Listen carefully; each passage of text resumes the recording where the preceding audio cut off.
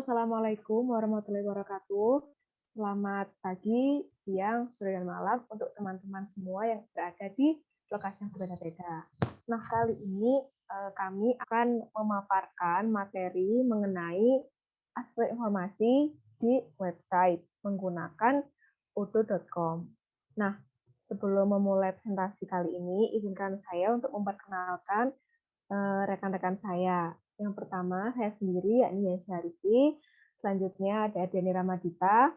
Yang ketiga adalah Nafila Dias. Selanjutnya adalah Asfi Andini. Dan yang terakhir adalah Rizky Fajar. Sebelum kita lebih mengenal jauh tentang website ini, alangkah lebih baiknya kita kenal bagaimana cara membuat website di Odoo ini. Mungkin Erdiani bisa menceritakan kepada kita semua gimana sih kemarin proses dalam pembuatan website ini. Baik, terima kasih Aisyah atas kesempatannya.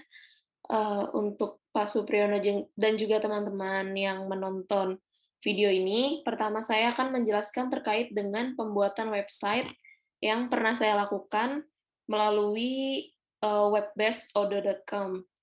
Nafa, boleh dimulai. Yang pertama, kita klik Start Now, yang it's free, karena kita mulai untuk demonya dulu ya.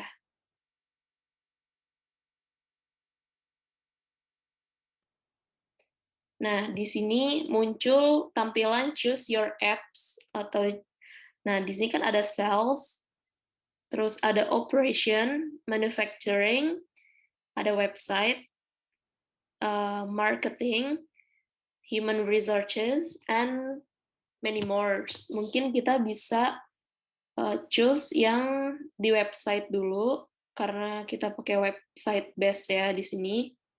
Kita klik yang website.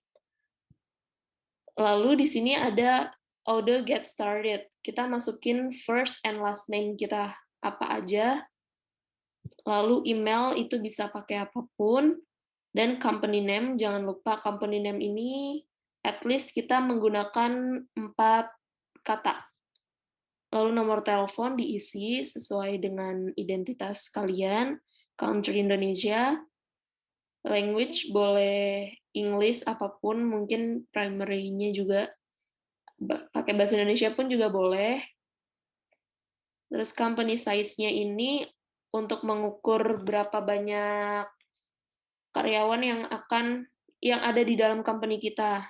Di sini kita isi 5 dulu karena company-nya kita nggak buat untuk yang sebesar company-company besar ya. Dan untuk primary interest karena kita masih mahasiswa, jadi kita isi sebagai I'm a student. Ya, oke, baru klik start now.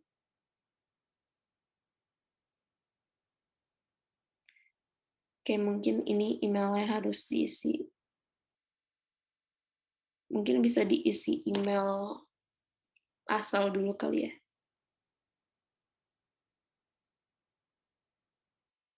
Oke, start now. Nah, setelah kita ngisi identitas seperti itu, akan muncul seperti ini, welcome to Odoo, dan ini kayak the platform you will ever need, building your website, dan muncul hal seperti ini. Nah, untuk tadi kan, oh ya, kita mulai di sini, kita pilih kayak tema apa yang kita pakai nanti untuk di website kita, seperti ada Cobalt, ada Gravin, Peptic, Clean, terus ada untuk yang lain-lainnya, kita pilih sembarang dulu aja kali ya, karena kan ini masih demo gitu. Nah, kita pakai yang event grade. Kita tunggu dulu beberapa saat, karena jujur aja untuk saya menggunakan website ini, loadingnya cukup lama juga.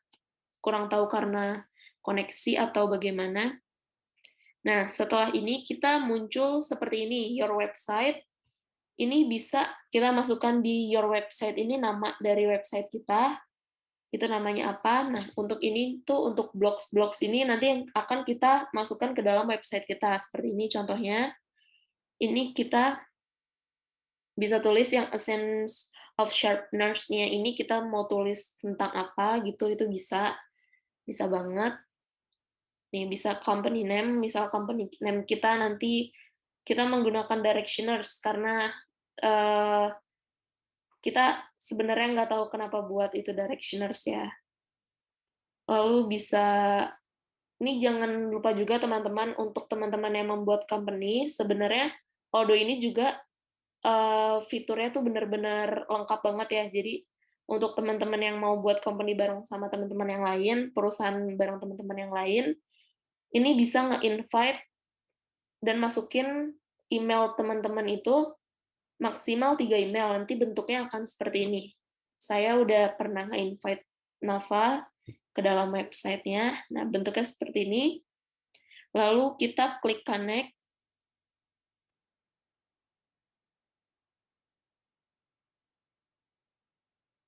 nanti Nafa masukin email yang sudah dimasukkan waktu di invite link-nya sama password dari email Nafa sendiri, baru di login,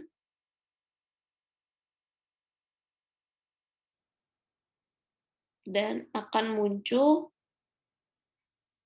seperti kayak gini. Nanti munculnya itu kita klik website karena base-nya website kita buat. Nah, ini adalah website yang kita buat, yaitu website directioners.odoo.com. Ini mungkin selebihnya bisa dilanjutkan oleh teman saya, yaitu Rizky Fajar. Baik, saya akan melanjutkan materinya. Kali ini website kita bergerak di bidang pendidikan dan pengembangan ilmu pengetahuan. Tujuan dari mengapa kita mengembangkan website di bidang dunia pendidikan dengan pengembangan ilmu pengetahuan, yaitu tujuannya memudahkan mahasiswa dan juga dosen untuk menemukan referensi yang akan digunakan untuk penelitian dan juga kegiatan belajar dan mengajar. Selanjutnya akan dilanjutkan oleh rekan saya, yaitu Nafila Dias. Baik, jadi ini adalah laman utama dari website kami, yaitu website directioners.odoo.com. Di sini kami menyertakan quotes yang menginspirasi dengan harapan quotes-quotes ini bisa memotivasi kita semua untuk melakukan hal-hal yang baik dan membawa perubahan yang baik pula. Di laman utama ini, kami menyertakan biodata dari anggota kelompok kami, bisa dilihat sendiri. Ya, dan untuk tombol Discover More ini, apabila kita klik, itu akan mengarahkan kita ke Instagram dari masing-masing anggota. Contohnya seperti tadi, ketika saya klik Discover More di profil saya, itu langsung mengarahkan ke website Instagram saya. Kemudian, di bagian paling bawah ini ada kontak dari company atau perusahaan kita, Connect with Us. Di sini kontak us itu adalah website, yaitu website directioner.odoo.com ini. Kemudian ada email company, lalu ada nomor WhatsApp atau nomor telepon yang dapat dihubungi. Kemudian ada tombol untuk diarahkan ke laman Facebook, Twitter, LinkedIn, dan juga website homepage seperti directioner.odoo.com ini. Lalu di About Us, seperti yang bisa kita lihat, About Us ini kita bisa menyertakan sedikit profil dari perusahaan kita itu, seperti yang ada di contoh, kalau directioner.odoo.com dibuat untuk memenuhi tugas arsitektur informasi yang diampu oleh Pak Supriyono. Lalu ada useful links, dia kurang lebih sama seperti menu. Di useful links ini kita bisa mengklik misalnya About Us yang akan mengarahkan kita ke bagian menu tentang perusahaan atau products yang nantinya akan mengarahkan kita ke produk-produk yang ditawarkan di perusahaan tersebut. Selanjutnya bisa dilanjutkan oleh Asfiandini. Baik, selanjutnya saya akan menjelaskan tentang menu-menu yang ada di website directioners.oda.com. Di sini seperti yang bisa kita semua lihat di pojok kiri atas ada 5 menu, yaitu yang pertama home. Home ini adalah laman utama dari website Directioners ini yang mensuguhkan biodata-biodata dari anggota kelompok kami. Lalu yang kedua ada Contact Us. Contact Us ini apabila kita klik nanti akan mengarahkan kita ke laman paling bawah di laman utama Directioners ini yang nanti akan menyediakan informasi tentang kontak perusahaan kami dan juga about us dan juga useful links seperti yang telah dijelaskan oleh saudari Nafa sebelumnya. Setelah itu ada e-journal di mana nanti akan berisikan jurnal-jurnal elektronik yang akan bermanfaat untuk kepentingan ilmu pengetahuan, begitu juga dengan fitur e-books yang akan menyediakan buku-buku elektronik dan juga artikel yang mana akan berisikan tentang artikel-artikel yang akan bermanfaat untuk kepentingan ilmu pengetahuan. Mungkin selanjutnya bisa kepada saudari Aisyah. Baik, setelah kita mengenal berbagai fitur yang ada di website directioners.ud.com, selanjutnya adalah pemaparan materi dari artikel-artikel yang telah dipublish di website ini. Untuk yang pertama, kami persilahkan kepada Rizky Fajar untuk menyampaikan materinya. Baik, saya akan menjelaskan materi saya yaitu analisis dan perancangan website. Sebagai sarana informasi, pengertian dari website. Pengertiannya sendiri merupakan sebuah media informasi yang ada di internet. Website sendiri tidak hanya dapat digunakan untuk penyebaran informasi saja, melainkan bisa digunakan untuk membuat toko online, dan juga website merupakan kumpulan dari halaman-halaman situs yang biasanya terangkum dalam sebuah domain atau subdomain.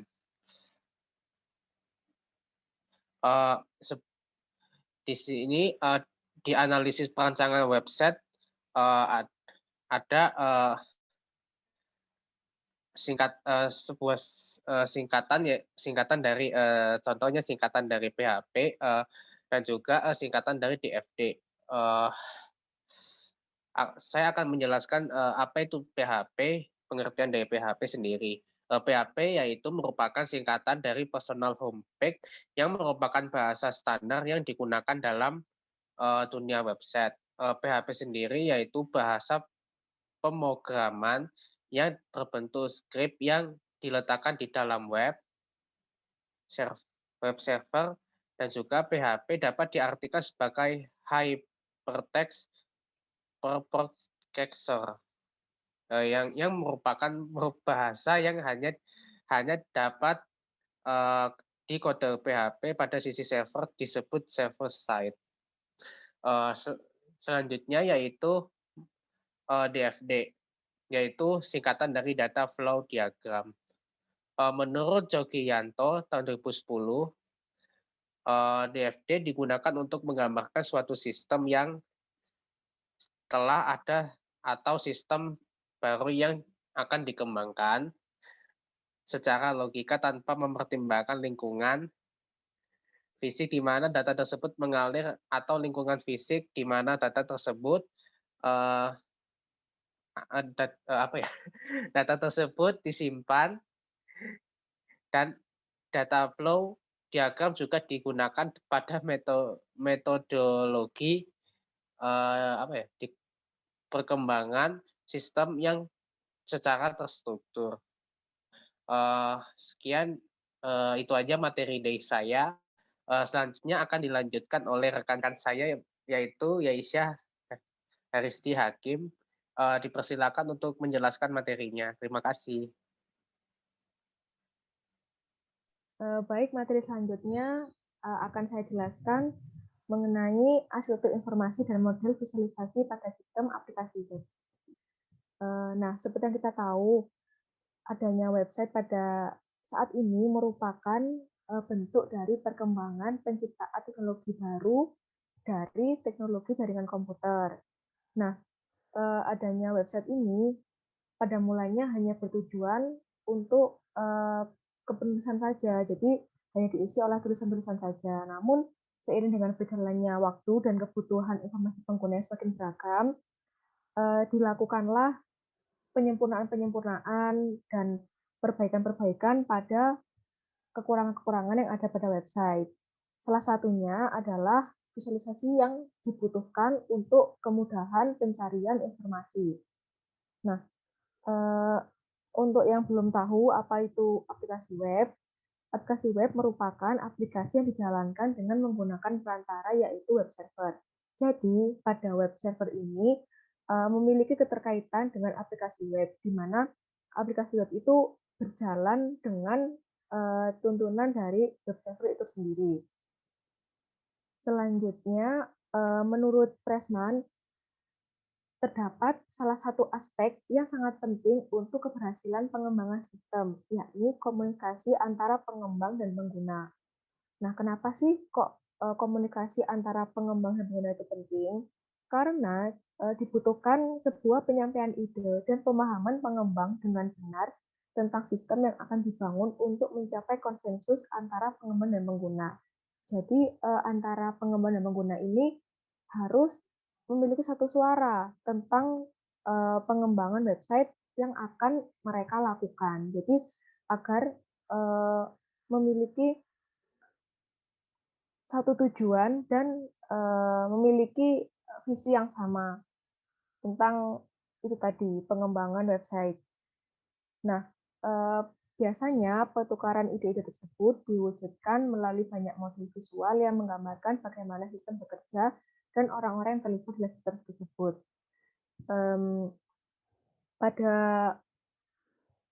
Pada penyampaian ide, kita harus memikirkan bagaimana model visual yang akan diterapkan pada website. Karena seperti yang telah saya katakan sebelumnya, model visual ini sangat membantu pengguna dalam mencari dan memetakan informasi yang mereka butuhkan dengan tepat dan cepat. Lalu mengapa kok kita harus melibatkan orang-orang dalam pengembangan sistem tersebut? Karena pada dasarnya penciptaan, perawatan sebuah website tidak lepas dari adanya peran-peran orang-orang yang turut berkecimpung pada pengembangan website itu sendiri. Lalu selanjutnya, dalam merancang aplikasi website, arsitektur informasi merupakan hal yang sangat penting. Karena dalam adanya arsitektur informasi ini, perancangan navigasi pada sebuah website itu dapat tercipta untuk memetakan, mengelompokkan, dan mengatur arus informasi, sehingga kebutuhan informasi pengunjung dapat terpenuhi dengan cepat dan tepat. Nah, itu kan sebagai tujuan kita dalam penciptaan sebuah website. Karena ingin memenuhi kebutuhan informasi dari pengguna. Selanjutnya ada studi yang dilakukan oleh Rosenfeld dan Schleicher. Beliau menyebutkan bahwa pada perancangan aplikasi web, pemanfaatan arsitektur informasi mampu dengan lebih baik mempengaruhi tingkat kepuasan pengunjung halaman website dibanding tanpa adanya penggunaan arsitektur informasi. Nah, jadi setelah yang kita tahu, memang adanya arsitektur informasi ini sangat penting bagi kemudahan akses pengguna, adanya perancangan aplikasi web ini, serta model visualisasi itu sangat berpengaruh terhadap kemudahan pengguna untuk mendapatkan informasi yang dia butuhkan. Sehingga adanya perancangan dan pembentukan aplikasi web serta model visualisasi ini perlu untuk diperhitungkan secara matang. Terima kasih. Sekian materi yang bisa saya sampaikan. Selanjutnya dapat dilanjutkan oleh Nafila Dia.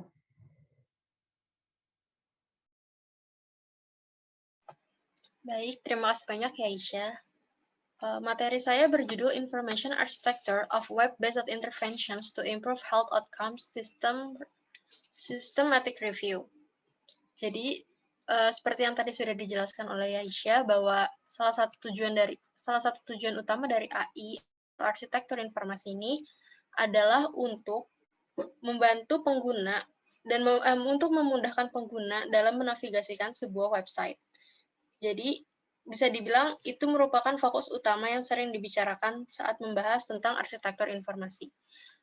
Arsitektur informasi ini jarang sekali dibicarakan dalam konteks seperti intervensinya pada kesehatan dan perubahan perilaku. Jadi, beberapa hasil intervensi kesehatan digital tentang arsitektur informasi menyebutkan bahwa sistem navigasi ini memiliki pengaruh kepada kesehatan mental dari pengguna. Singkatnya, navigasi yang mengatur hubungan antara informasi atau konten dalam level yang berbeda, seperti halaman web atau section ini, yang memiliki struktur dalam bentuk hierarki atau top-down, matriks atau bergerak dalam beberapa dimensi, organik atau bergerak bebas atau dapat dieksplorasi, dan tunnel atau terowongan atau tersusun linear dan saling terhubung ini, mempengaruhi bagaimana perilaku dari pengguna dan kesehatan mental pengguna dalam memproses informasi. Banyak ahli yang menyarankan bahwa penggunaan navigasi tunnel ini bisa mempengaruhi perilaku pengguna website menjadi lebih baik. Navigasi ini meminimalisir rasa kewalahan pengguna terhadap informasi dan konten yang ada.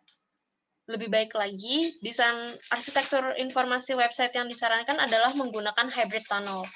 Desain ini membantu pengguna untuk melihat website dari berbagai urutan, namun website juga tetap menyediakan link untuk membantu pengguna menjalankan website pada urutan yang logis.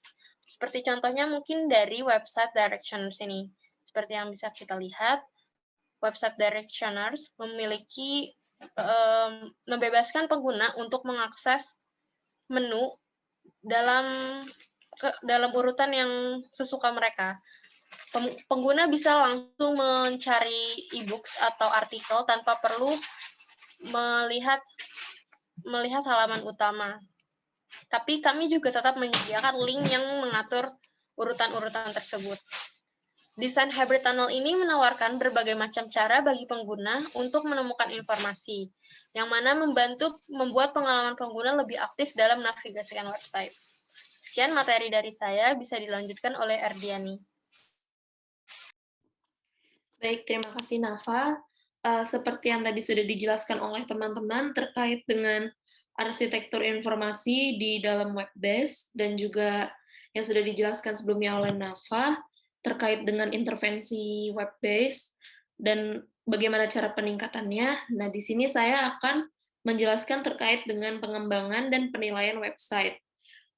Saya mengambil beberapa teori yang mungkin ini bisa dijadikan sebagai acuan untuk teman-teman yang ingin mengembangkan dan juga melakukan penilaian terhadap website yang biasa digunakan sebagai produk yang digunakan oleh masyarakat pada umumnya, seperti website kita ini yang directioners.audo.com, di mana kita memiliki bentuk website untuk dunia pendidikan, berarti kita harus memiliki yang namanya consumer satisfaction yang nanti akan dijelaskan.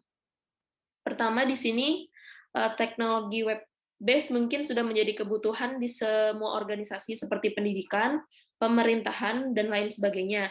Lalu, saya mengambil mungkin beberapa yang bakalan relate banget untuk kehidupan sebagai web builder.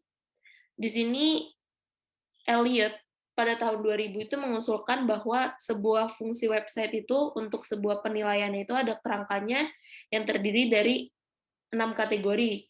Yang 5 kategorinya itu memiliki prinsip yang reflect untuk peningkatan level dari sophistication-nya. Yang pertama, kategori pertama yang diusulkan oleh Elliot itu yaitu informasi terkait perusahaan. Kategori kedua itu yaitu tentang informasi, pelayanan informasi dan juga promosinya, yang ketiga tentang proses transaksi, yang keempat terkait dengan pelayanan customer atau pelayanan pengguna, Dan selanjutnya itu ada kegunaannya sama ada inovasi dari pelayanan dan juga teknologinya. Selanjutnya ada teori yang mungkin ini juga bisa sebagai hukum ya, karena sudah melakukan survei terhadap 1.000 profesional pembuat website, di mana Liu dan Arnett itu menjelaskan 4 faktor keberhasilan sebuah website. Yang pertama itu adanya information and service quality, itu termasuk kualitas pelayanan kita dalam memberikan fitur-fitur apa aja yang ada di dalam website kita. Yang kedua ada penggunaan sistem, jadi ketika kita menggunakan website itu bisa digunakan secara efektif dan juga efisien bagi pembuat website itu sendiri ataupun pengguna. Dan yang ketiga, playfulness and system design quality. Jadi kualitas desain website kita itu bisa menarik para pengunjung kita, kayak mereka tuh tidak merasa bosan terkait dengan warnanya. Kayak di sini kita ngambil warna yang atasnya itu ungu dan di bawahnya putih. Ini mungkin warna yang simple, tetapi menurut kami semua ini warna ini cukup menyenangkan dan juga cukup tidak terlalu sakit di mata gitu. Jadi informasi yang kita berikan di dalam website ini pun juga dapat terbaca dengan baik gitu. Selanjutnya adanya interface dari pengguna itu jadi kayak friendly, itu maksudnya jadi pengguna itu bisa menggunakan tanpa perlu ribet-ribet. Misalnya ada beberapa fitur seperti tadi kan yang kalau kita pencet discover more, itu kita langsung ke IG, itu kan berarti interface antara website dan juga pengguna cukup baik gitu. Selanjutnya itu juga di dalam pengembangan website ini memang user interface sangat dibutuhkan dalam memberikan pelayanan dan berkaitan juga dengan kepuasan pelanggan atau customer satisfaction yang merupakan aspek penting dalam mengevaluasi sebuah website yang diminta komunitas peneliti. Jadi peneliti itu terkadang juga ada beberapa peneliti yang meneliti dari website kita ini, kalau misalnya website kita ini sudah dikenal luas oleh beberapa kalangan, seperti itu. Karena saya sudah menjelaskan teorinya, selanjutnya bakal dijelasin oleh teman saya, yaitu Asfian Dini Putri, terkait dengan implementasi dan juga perspektifnya di dunia nyatanya, seperti itu. Silakan Asfi. Jadi selanjutnya artikel berjudul Pelatihan Pengembangan Web Profil. Jadi artikel ini ditulis berdasarkan hasil workshop atau pelatihan terkait dengan pengembangan web profil kepada para aparatur pemerintah desa di berbagai desa. Jadi di sini website profil ini dikembangkan untuk mengubah pola promosi yang selama ini masih dilakukan secara langsung dengan bertatap muka atau secara manual, dengan bisa juga menyebarkan selebaran seperti itu, menjadi penggunaan website. Nah, penggunaan website ini juga untuk menarik minat masyarakat luas melalui web profil. Pelatihan pengembangan website profil desa ini ditujukan kepada para aparatur pemerintah desa agar pola promosi yang selama ini dilakukan secara manual itu bisa berubah menjadi berbasis website untuk memperindah promosi pariwisata desa tersebut. Nah, kegiatan ini dilakukan selama 3 hari dengan beberapa materi yang diajarkan kepada para aparatur pemerintah desa. Materi apa saja yang diajarkan yaitu adalah instalasi server lokal, arsitektur informasi website dan pengenalan WordPress, pengembangan website dengan WordPress, hosting dan domain website, pembuatan draft website profil desa, dan presentasi hasil akhir. Di mana pada hari pertama, para peserta mempelajari instalasi server lokal dengan menggunakan XAMPP dan instalasi perangkat lunak WordPress pada masing-masing laptop. Setelah itu, peserta mempelajari arsitektur informasi website, diantaranya itu mengenai visualisasi informasi, komponen arsitektur informasi, dan ketentuan perancangan website. Di hari kedua, para peserta mempelajari teknis membuat web profil dengan menggunakan WordPress dan membuat library media yang terdiri dari gambar dan video. Setelah itu peserta dikenalkan dengan hosting dan domain. Dan pada hari ketiga, peserta mempelajari pembuatan halaman website profil secara mandiri, dan setelah itu mereka melakukan presentasi dari hasil pembelajarannya. Di sini kita menjadi tahu bahwa ternyata masyarakat Indonesia masih banyak yang belum aware atau sadar atau melek terhadap arsitektur informasi, di mana masih banyak segala hal dilakukan secara manual, termasuk juga promosi pariwisata ini masih sering dilakukan secara manual dan akan lebih bagus apabila arsitektur informasi ini diperkenalkan kepada banyak masyarakat Indonesia sehingga terutama di bidang pariwisata itu akan menjadi semakin lebih bagus. Itu saja dari saya, mungkin selanjutnya bisa kepada Saudari Yaisha. Baik teman-teman, terima kasih atas pemaparan materinya. Untuk mengakhiri presentasi kali ini, izinkan saya untuk mengucapkan terima kasih juga kepada para penonton dari video ini. Terima kasih telah menyimak hingga akhir. Semoga dapat bermanfaat untuk kita semua. Wassalamualaikum warahmatullahi wabarakatuh.